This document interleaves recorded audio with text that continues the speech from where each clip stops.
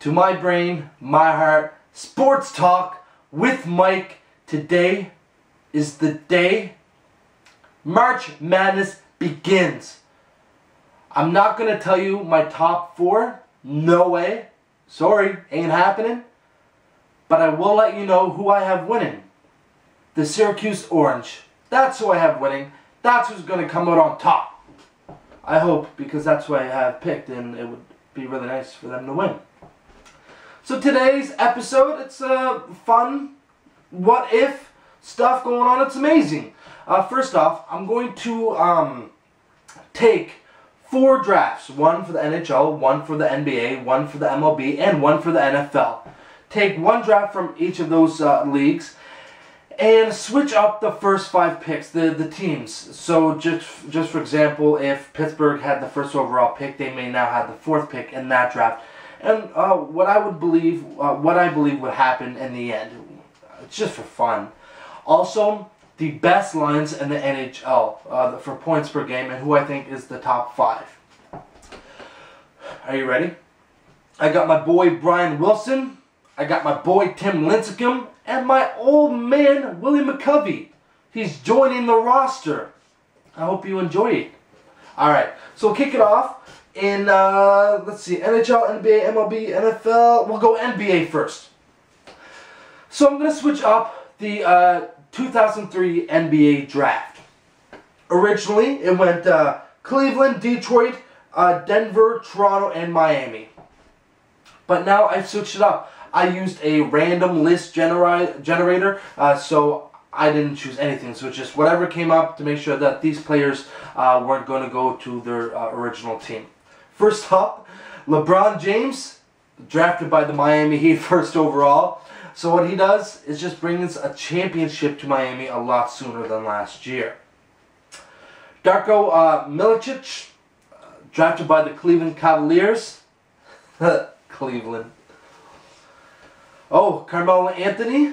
He was drafted by the Detroit Pistons. He helps Detroit regain that championship form that, you know, they were at the top there, and he helped them get back to that level, and he continued because he didn't want to get traded out of Detroit. I feel he has that Detroit presence. Chris Bosh, drafted by the Denver Nuggets, and they get JaVale McGee, and I think those two actually create a nice combo. And I think that those two together would actually bring Denver close to the championship. And then Dwayne Wade, all that's left is the Toronto Raptors. And he plays his entire career there. Helps the Raptors get to the playoffs every year. But that's it. They don't win the championship or anything. They just go to the playoffs and fizzle out somehow. Right, yeah. Okay. Next up, the NFL. Because I said so. Eli Manning, drafted by the Arizona Cardinals. He wants to sign with Arizona, so he signs with Arizona. And he turns out to be better than Peyton Manning, his older brother. Brings home more MVPs, does something. I know he's already got more Super Bowls right now, but maybe he wins even more. I don't know.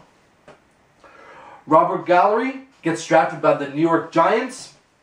And whatever quarterback ends up with New York, he loves Gallery for a season or two and then despises the mofo for the rest of Gallery's career. Larry Fitzgerald to the San Diego Chargers.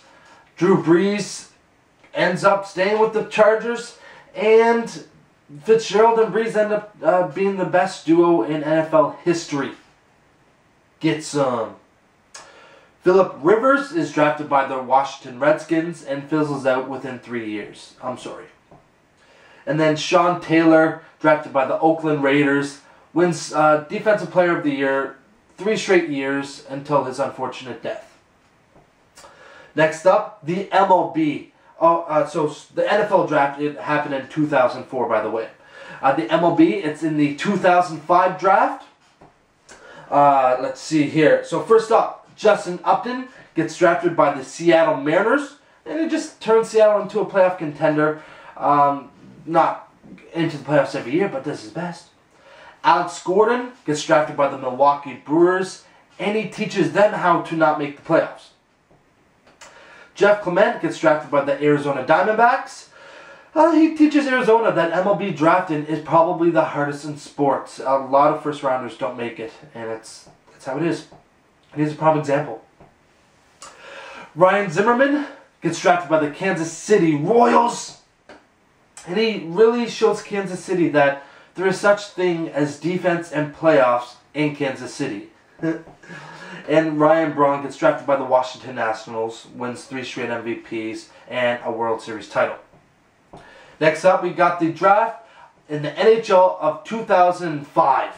So, it was a good year.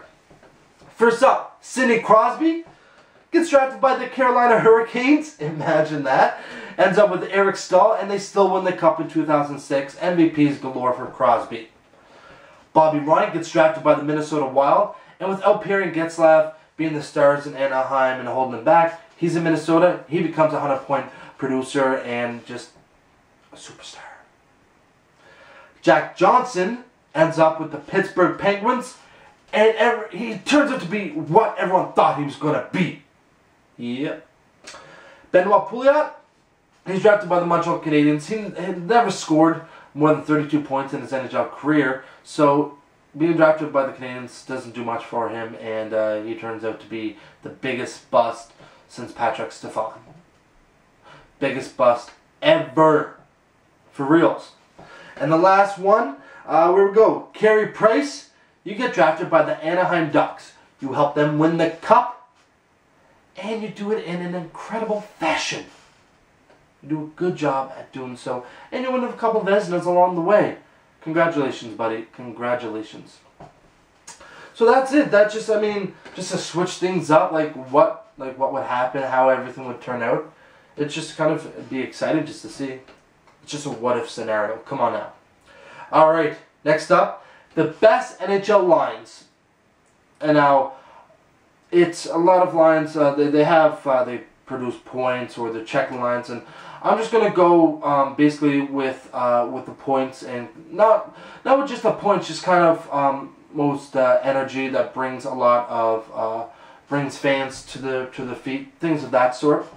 Now, the top 10 of points, Crosby, Dupuis, and Kunitz of the Penguins. They have an average of 3.44 points per game. Alexander Sedman, Eric Staal, and Jiri Tolushie of the Carolina Hurricanes, average of 3.21 points per game. Brad Boyes, John Tavares, and Matt Moulson of the New York Islanders, 3 points per game. Cody Hodgson, Jason Pominville, and Thomas Vanek, 2.88 points per game. Patrice Bergeron, Brad Marchand, and Tyler Seguin, 2.76 points per game. Matt Duchene, Jamie McGinn, and P.A. Parenteau of the Colorado Avalanche, obviously. And the line before that was the Boston Bruins, if you didn't know. So the Avalanche line, 2.64 points per game. Alexander Burrows, Daniel Sedin, Henrik Sedin of the Vancouver Canucks, 2.61 points per game. Andrew Ladd, Brian Little, and Blake Wheeler of the Winnipeg Jets, 2.42 points per game.